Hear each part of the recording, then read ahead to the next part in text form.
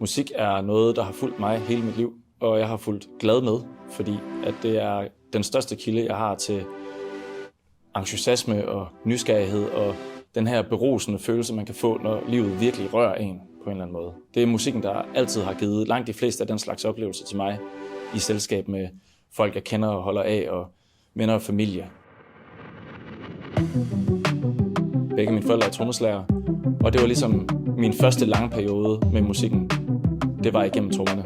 Så jeg har spillet i bands lige siden jeg var lille. Jeg har taget turen igennem alt muligt covers, og dyrkede det at spille Kim Larsen, som mange andre danske børn nok også starter ud med tit.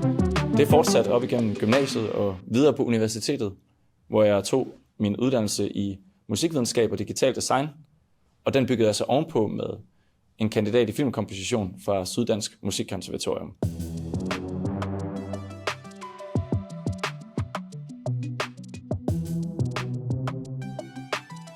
Det er den her entusiasme og nysgerrighed, som er to af nøgleordene for mig, når det gælder musik. Den her nysgerrighed og det der med at kunne sætte sig ud over, hvad vi selv kommer fra, og ture og udforske noget nyt.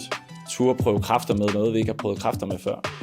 Og det har i hvert fald hjulpet mig flere omgange til at komme ind i nogle fællesskaber, jeg ellers tror, jeg aldrig ville have befundet mig i, hvis ikke at det var for musikken. Just nu så arbetar jag och Max på ett projekt som vi ska göra imorgon. Vi ska ha ett Rough Showcase, vilket betyder att alla i musikprogrammet får visa någonting som de har gjort eller som de vill visa för sina familjer eller vänner. Men sen arbetar vi också lite för den kommande festivalen i december, Tender Days eller Ömma dagar, där vi ska försöka göra ett mer kollektivt projekt i musikprogrammet helt enkelt. Overthinker, så vet vad jag gör fast din hjärna är vakuum. Så är bara ett graniumstruck i att turen skapar starkhet. Processen började med att vi fick testa att arbeta i helt nya grupper med folk som vi inte hade arbetat med. Och då hamnade jag i en grupp med Max och Olivia. Och sen så märkte vi att alla tre hade olika egenskaper som kompletterade varandra väldigt bra. Och alla hade typ ungefär samma vision av vad vi ville göra för musik. Och sen efter det så har vi hängt ihop lite och gjort flera låtar, som en som kommer ut på fredag faktiskt. Så att vi lär oss av varandra och har verkligen skapat låtarna tillsammans. Så att det är skitkul. I hovedfaget musik, der arbejder vi med sangskrivning, så det er et kreativt skaberfag. Og sangskrivning kan umiddelbart være sådan en lidt fluffy, underlig størrelse at gå ind i, fordi hvordan takler man det egentlig? Og hvordan kommer man udenom frygten for det her blanke lærred og alle de her muligheder, man har som sangskriver. Så vi arbejder rigtig meget med benspænd. Kreative benspænd, der kan gå omkring sådan noget som, hvordan arbejder vi med tekst? Prøv at skabe en historie ud fra en bestemt ramme. Hvordan arbejder vi med lyd? Hvordan arbejder vi med komposition? Så vi kan koncentrere os om det egentlig handler om.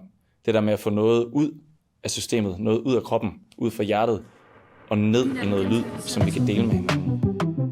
I den proces, der er det vigtigt at anerkende, at det er utroligt skrøbeligt, det her med at dele noget med hinanden, fordi mange bruger sangene som en form for dagbog i åbent format.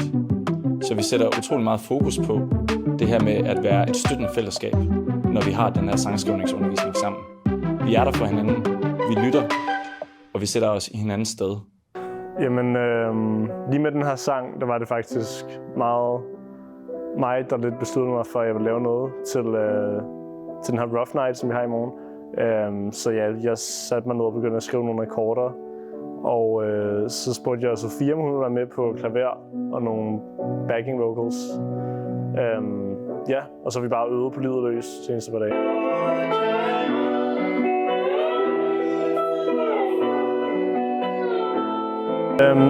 Der var sådan lidt en hændelse, der er sket sådan her for nylig, som var sådan ret chokerende, som jeg tog afsæt i.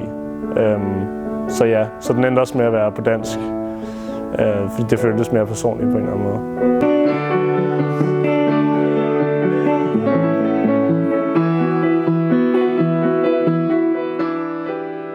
I sangskriverfaget, der arbejder vi derudover også med en række redskaber.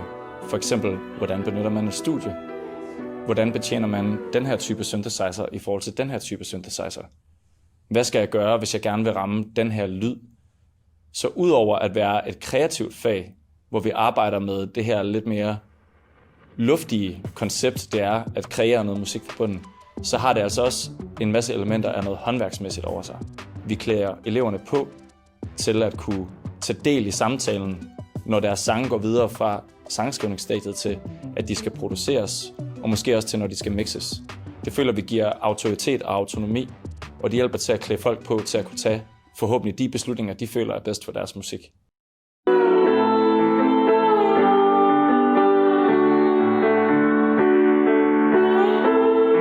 Det der, når man tror på sig selv, sådan, så kan man faktisk lave noget, der er meget godt. Egentlig. Altså, så jeg kan være meget kritisk over for mig selv, men føler lidt sådan på højskolen, fordi vi er i gang med så meget kreativt, så kommer man ligesom ind i det der flow, hvor man er mindre kritisk over for sig selv.